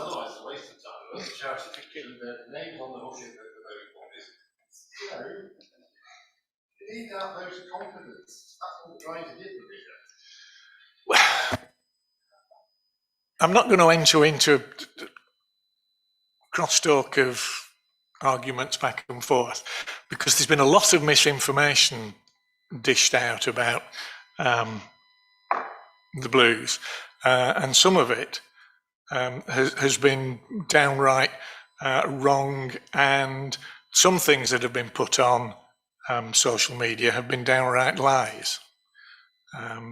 So, you know, there are bridges that need to be built. There is a great deal of work that needs to be done before a festival in 2022 can go ahead. We have someone with experience of organising this sort of event that is willing to lend that, you know, to shadow him, to be shown the ropes and everything, and yet you seem to have we're not going to talk to him, we're not going to have any discussions with him. Well, that was the impression that was given at the public meeting and the meeting that we had. You know, I think somebody said, "Oh, we're not going to tell you the lineup because he'll pinch it." I'm paraphrasing, but that was, yeah, it was. I'm sorry, it was. I mean, we can probably wind the tape back and find out. You said it, Joss, at the public meeting. I've got the lineup, but I'm not going to tell you because I don't want him to know. And again, I paraphrase slightly, but that was the gist of it. Anyway, I think Brian won. I'm going to bring Brian in a minute, but I just want to say something quickly first. And it relates to a comment that Jonathan made. And it were related to Pete Barton's submission, if you want to call it, or his two-page, whatever you want to call it. And there is a reason why it was only 2 pages, and I'm not trying to defend one party over the other. Is why it was only 2 pages. His offer was a lot simpler because it didn't cover all of the event. What he was really taking on was the indoor venues, the Muni, etc., and the main artists. And his package had a limit of the maximum we could lose on a bad day were 49,000. And we couldn't lose no more because we weren't laying any of the money out for the artist. He was doing it. And that's really why it was only 2 pages. It was so simple. But we were doing the rest of it, the outdoor bit, the road closures, sorting out the other venues and that sort of thing. And that's where our cost was. We had really no cost from the Munet or the Hippodrome at all. In fact, we stood to make 10% of whatever it took in tickets. So it was quite encouraging, was that figure, because we knew exactly where we were. Now, on Pete Barton's offer, there is a definite limit as to what we are at risk for, and it is basically the money that we're going to spend on the bits that we would be responsible for, and it is limited to that. Why I asked the question before is I just wanted more clarity on how we were going to manage to cap the 60,000 that Joss mentioned, how we were going to manage it, other than saying, well, we're not going to spend no more than that, and I couldn't find any other way of doing it. So I'll bring Brian in now and see what he has to say on it. Thank you. Well, when I looked at it, there were 5 options, and I think option 1 and option 4 I immediately discounted. David spoke about option 5 today, and Jonathan as well, and I think it has a lot of merit. But what I chose when I was looking at it was option 2, with going over to option 3 next year. And I just thought, as you've just said, that there was less risk with an external promoter who's got experience in promoting or curating these festivals. And the CTC in 2023, should I say, not next year, but 2023, could work alongside the CBS and the trust itself within the trust and sort it out for them. That's all I got to say. One observation on that one. Obviously, if you go that route, what you end up paying for 2022 is the 47,000 that Pete Barton's calculation works out at. Then, of course, you still have to then pay for 2023, which is the potentially up to 80-odd thousand, maybe capped at 60, who knows? And then we're assuming that we can do a transition from there. So that's the assumption there. Whereas, of course, option 5 is a cost of capped at 60,000 in some way, and you can deal with the mechanics on that one, and then it's 0 and 0. So I think it's a lot more expensive option, and of course it ends up with the fact that, you know, if you do a Peter Barton festival in 2022, do these people lose interest because they've been rebuffed? They might have set up a charity by then. They've got to file some accounts even. So I'm just sort of highlighting that one there. And I think given that discussions, they've already had discussions with bands, even though they're not going to tell us who they are, but their paper mentions some headline acts, which hopefully are good names. Most of the blues names that all you lot mention, I have no idea who they are. I have been to the blues and I have heard several bands that I like, and I've bought albums of them afterwards, which is excellent. But the vast majority I've never heard of. So I think option 5, appendix 7 is easily the simplest. The risk, I think, can be managed in terms of financial exposure. One other small point, by the way, we talked about the Peter Barton proposal. His paper obviously gives his background in working with the Leisure Trust and how Butlins is his biggest client, etc., all that kind of stuff. Then, of course, he did note down all his diary dates and said he was far, far too busy to write anything else down. And I thought to myself, oh, I hope he's not too busy to do anything. Otherwise, that'll kibosh the organisation of it. And the other thing is, he did say he had 2 companies, didn't he? But neither of those companies are at Companies House. So they're not companies, are they? They're not statutory limited companies. I don't know what they are. If he's a sole trader or whatever, and they're just his trading names, then all that means is he's just a sole trader. So if he booked bands and then didn't pay them and disappeared, then we've got nothing to go back on him for. So again, talk about risk, that's another risk there. So I think I stick to my proposal. I think option 5 is a nice, simple one. It was brainstormed with them when they came for the meeting. And I think all the bits and bobs about who does what in 2022, working through to 2023, I think fits quite nicely. Well, will you try and clear it up then? Please just bear with me on this. I think there's some confusion on this. So option 3 was the option that the CBS had put forward, that they book all the main stage. It just no. That's the proposal that came through when I met with Jamie. That yes, but that's option 3, that they will book the bands, but through us, so they'll go find them and then we have to contract them. That's in, well, that's in the appendix 5. Sorry, let me make sure I get these right. That's option 3, appendix 5. So that money, the 87, was the combination of what they said would the maximum cost of the artists. It would be the venues and everything. So everything on appendix 5 that is a zero cost it has a notice included in the CBS hospice costs. So those are the ones that 87 links to. Appendix 7 and option 5 is running with our current staffing setup for it. So the same PR company, the same artistic director, and they shadow it. So it would still be Colne Town Council running it and organising it as they have in the past, except for the roadhouses and the fringes, which we would ask CBS to do to give you a starting point.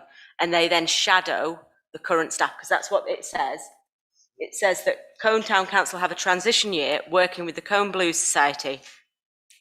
Colne Town Council organised the event without the roadhouses, using the same setup and staff as before, but that the Colne Blues Society focus on the fringe and shadow the current team, so that they get a better understanding of what is required to arrange and manage an event of this size, with the 2023 festival then being handed to CBS. So it's still using our PR company we've used before, our artistic director, however, they shadow it. Now, there hasn't been a discussion with CBS on that one, whether that cap would fall on that one. Their cap was related to appendix 5, not 7. And I didn't know whether I was missing something there when it was being discussed. But, well, there's a different fee in there for CBS shadowing and participating, which would need to be, it still says to be confirmed, because I was waiting to speak to Jamie again. But I don't know whether, if you weren't booking the bands or the stages, whether you'd be prepared to possibly contribute 20 grand to the event, or varying 19, 18 to 23. That's something that has yet to be discussed. And I just thought, before that decision was made, that needed to be kind of questioned. How about, why don't we suggest either option 3, appendix 5, or option 5, appendix 7? Go to full council. To clarify with them and you as to how that works together. And then we've got the idea of capping things, ideas of sponsors, etc. All that can lead into there to manage things effectively. I'm sure you may well take it to be involved in that. That was one of the things I weren't quite sure of. Does that make? Were I didn't think that the one you'd moved was actually the one that Joss had agreed to Help limit fund. the risk to 60,000, and I don't think it were. I think I only said that when we had the meeting to discuss it here. Every single time we said, who's going to do that, who's going to do that, it always said the town council has to do that, has to do that, has to do that. So they may discuss with somebody, negotiate whatever, but then they hand it over to you to say, name, address, amount agreed, etc. And the contract put together there by the council. So the council doing all the work, but they're benefiting from their contacts and their knowledge, etc. We actually contracted that out. So every contract was written by the previous artistic director and then came to our office. So that would be an additional work on your staff, because that isn't what we'd done previously. The artistic director had written the contracts negotiated it and then came to us with them.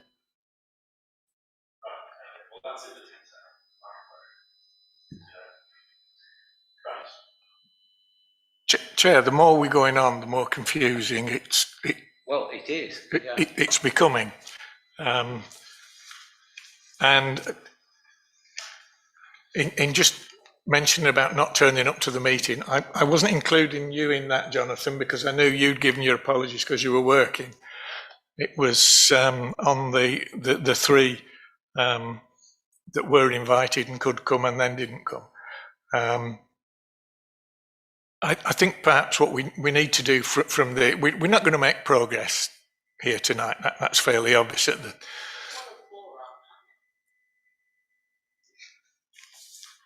Yes, yeah, one of, yes, sorry. Well,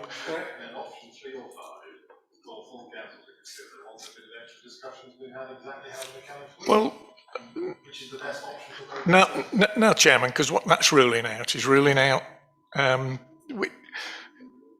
There seems to be a bit of a witch hunt against Peter Barton. I have no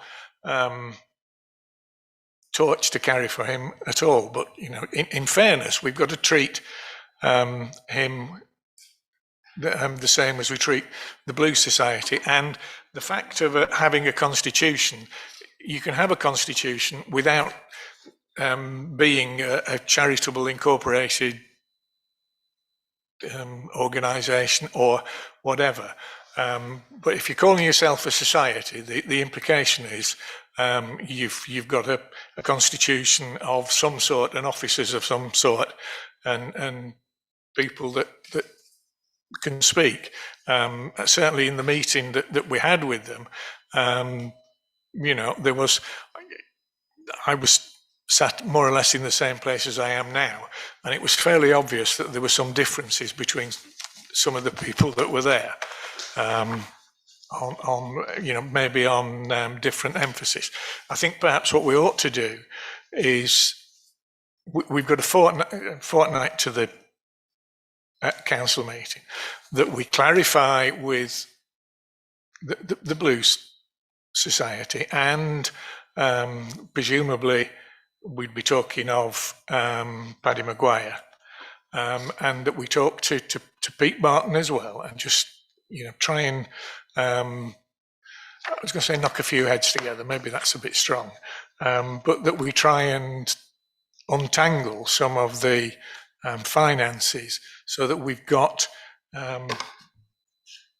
you know, a piece of paper, something like that, that says this is what it costs if we go with A, and this, yeah, I know it's there, but let's just, if it's the same, you know, and they're now coming back and saying they'll stand the 18,000 gap, but, you know, what's that based on, and where does that money come from, and the rest. So let's just use the time between now and then to try and, well, yeah, well, it's got the item can be a week, but the piece of paper with the detail on can go out a week. Okay, well, it's either that, or the only thing that we're going to vote on is the option that I put forward, because the other option can't be seconded unless someone does it out of charity and then votes against it. But so you know, I'd like to move an amendment to my own, or withdraw my own motion, and say we have further discussions to sort out this difference between the 87,000 and the 60,000, or the 84,000. Yes, yeah. But included in that is that the artistic director would be Pete Barton, as well as. Yeah. So, sorry. Well, there are that many options and that many pieces of paper, and I'm losing. So are you moving, or between you, moving that we recommend further discussion at full council on options 2, 3 and 5? Still looking for the future of the Blues. Well, I'm just trying to get some progress out of this, David, because Chairman, no one said the town, it's just been said that the town council doesn't want it. It's not that we don't want it, it's just that we cannot afford it, and with the staff that we've got, we could quite easily, but having been partly taken over the grumbled about the amount we're spending on administration, we could hire another to be in charge of the Blues and sit in an office somewhere and do all the booking and all the things. And you know, there are half a dozen names that you could pick out of the air, one of which used to do it when it first started. So, you know, let's get it straight. It's not, we don't want to do it. We're trying to find a way for it to be done with as little extra cost on staffing and health of staff, and with as little cost to the council taxpayers as possible. That's what we're trying to find out. Yeah. Well, we're actually not in a position where we're going to make a decision. All we're going to do is send a recommendation to full council.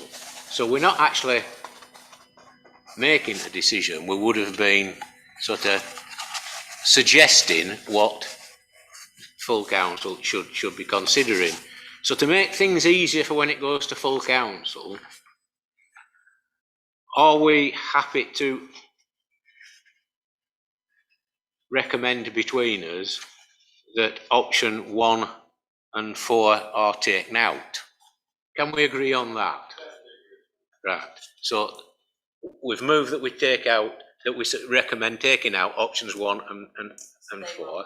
So no, they'll go forward for it, but our recommendation will be not to consider them further, right? And that 2, 3 and 5 will go for a discussion at full council, and we'll all hopefully be there. And can I task Naomi and Joss to try and come to some agreement on Appendix 7, I think it was. Well, and Jamie as well, if he wants to be involved in it.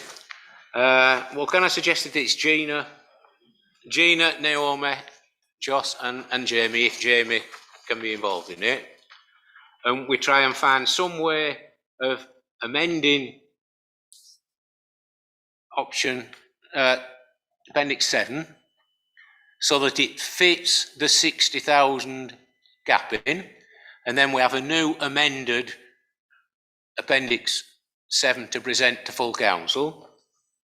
That is the other thing. Can we agree that is a way forward?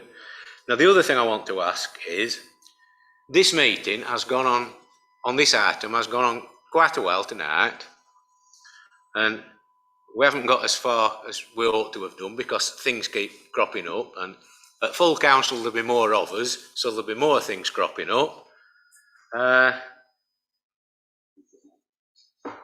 Is it really a good idea to have the discussion on this item at the next full council meeting when there are other items on the agenda as well? And going off how long this has just taken now, we know very well that this one item could take over an hour. And what I'm saying is, should we really be suggesting that we have an extra meeting just with this one item on it? That should we, shouldn't we? Is the time to fit it in the 2 hours of a normal meeting?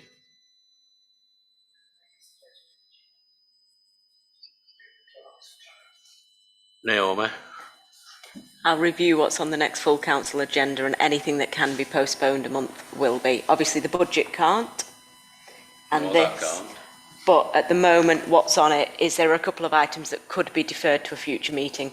So you could have as lighter agenda, maybe. Yeah, you'd still have planning, you'd have budget, and you'd have blues, and I believe, I'm just trying to think off the top of my head what's on that agenda. but that would, normal finances and stuff. That could be done. If we can do that, that's fine. What I wouldn't want to happen is that we get to the full council. You mean a bit like and now? we don't have time We to haven't done finalise 99. it again, and then we're into December, and if we're not careful, we're gonna fall down a big hole here, It's either, because no matter which option we went for, we must leave ourselves enough room to get all the artists, etc. booked. So we can't go on until Easter arguing about how we're going to do it. I think the decision's been made, we are going to do it in some form or another, and that the blues, there is going to be a blues, but I don't think, you know, I think we've got to make sure we have enough time I think at the full council yeah. meeting to come to a decision. if you did an extraordinary meeting, it would probably have to be the week after full council. So you'd be pushing it a week later, so it might be, Not necessarily. Chair, I could suggest that we defer the normal meeting to the week after. I think the first protocol is to see what, Yes. Yeah. see how quick that can be arranged, and then what items can be, but yeah, I was going to say push back or. The only thing I'm mindful of is you got to have 7 days notice for an extraordinary meeting, you see, and I didn't want to leave it too late to have one.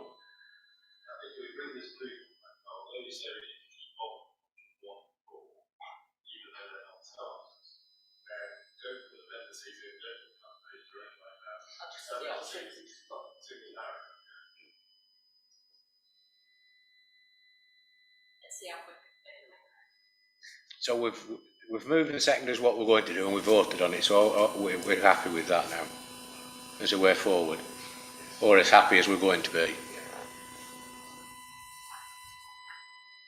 And now the work's down to you and Gina and Joss and Jamie to try and make some amendments to the. Jonathan. Thanks. I just want to be sure that Joss and the other lad, sorry, are clear about what's just been decided upon, because they might not be as familiar as we are, and it can be a little bit confusing. I'm just double checking. That's all, David. Thank you, Chair. Yes, Yeah, you're right. thank you, Councillor Hayson.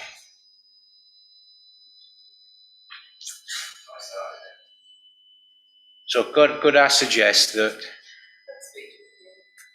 Joss has some form of contact with Jamie as soon as possible, so that you can get back to Naomi and Gina and try and sort a time out for you to come in and get sat around the table and try and sort it out. Okay? Right, you can stay for the rest of the meeting if you want, but it's up to you. Yeah, that's fine. Thank you very much. Item 9, Town Hall maintenance. Yep.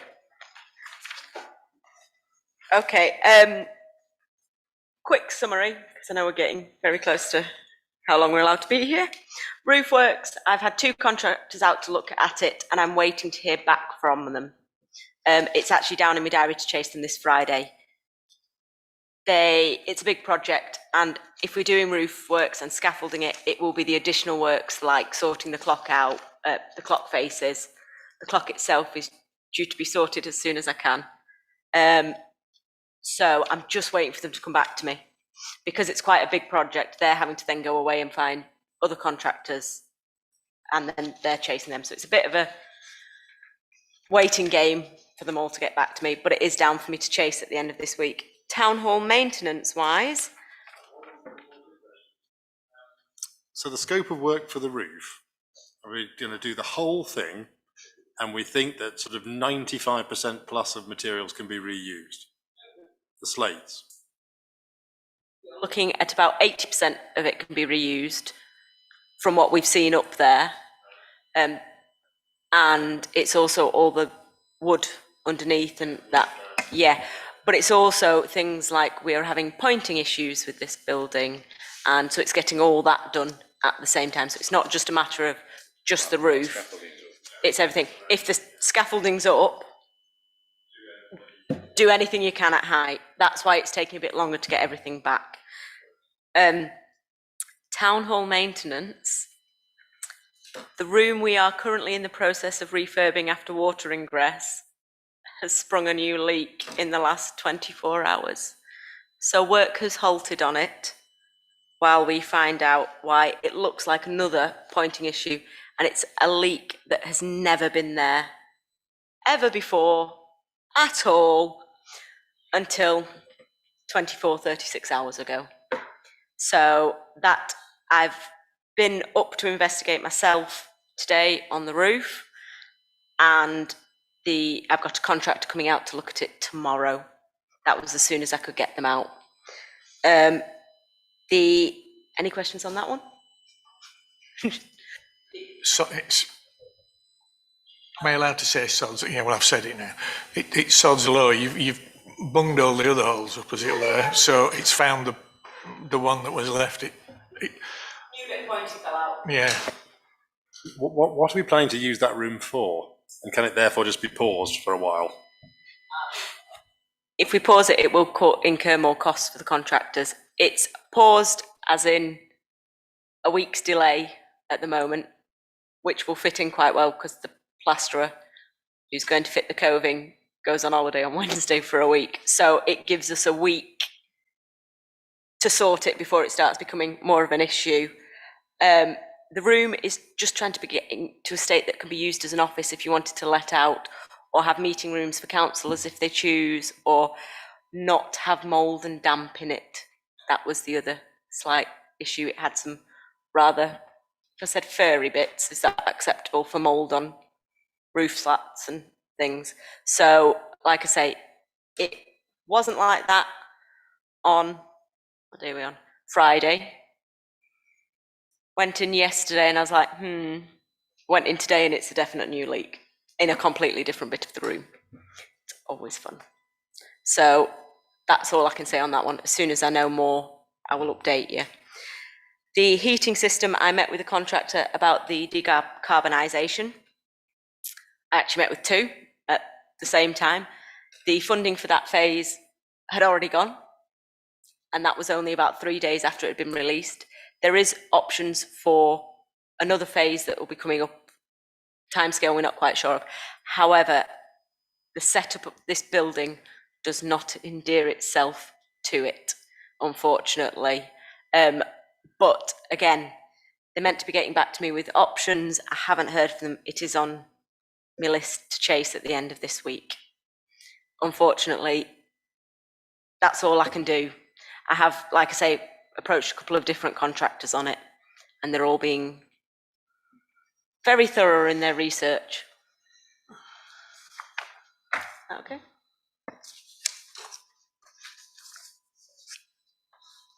I think so. I think one of the reasons for leaving the figure at $1 million, when we have more of an inkling that the roof works is going to be more like $500,000, is as we all know, and Jonathan probably knows more than most of us, that a lot of the expense when you're doing roofing work is the scaffolding.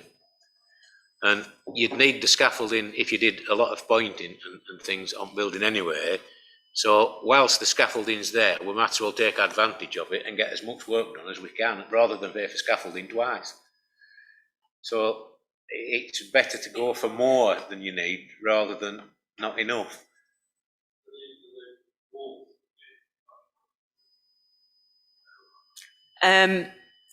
If I'm honest, I can only tell you at ground level, and they're reasonable. Higher up, and what we can see on kind of your chimney stacks, they need a good chunk. So the higher up, I don't know whether, and I'm sure Jonathan will correct me if I'm wrong, the higher up, the worse they are.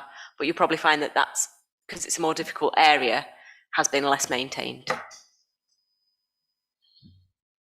Okay. There's also a tree growing out of one chimney stack, or there was, so you don't know what damage that's doing if it's got any roots going anywhere, do you? Chair, can I just suggest that we look at the flagstones around the drain pipes, the cast iron drains that we put down, because it looks very sloppy work to me. It's already here. Good point. So is there anything else on town hall work?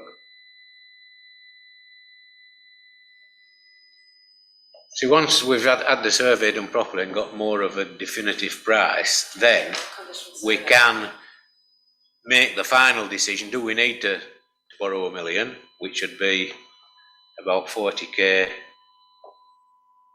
a year to pay back, or do we need 750,000, which would be more like 30k to pay back? So, but we can't really make that decision until we've had the survey done and we've got some more confirmed prices.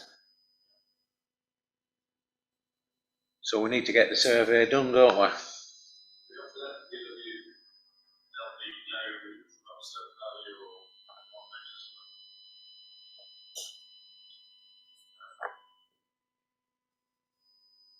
What's the limit for needing a referendum? Does anyone know?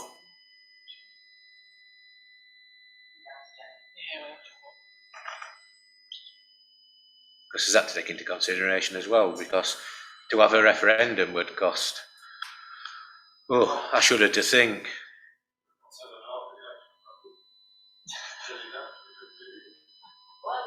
Well, that wouldn't be enough, would it?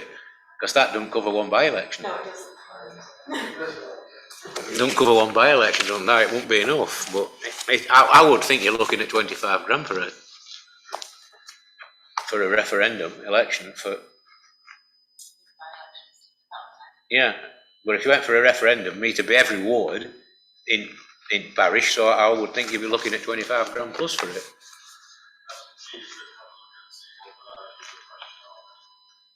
Yes, so I think we need to know what the value is to take out a loan without needing a referendum to approve it.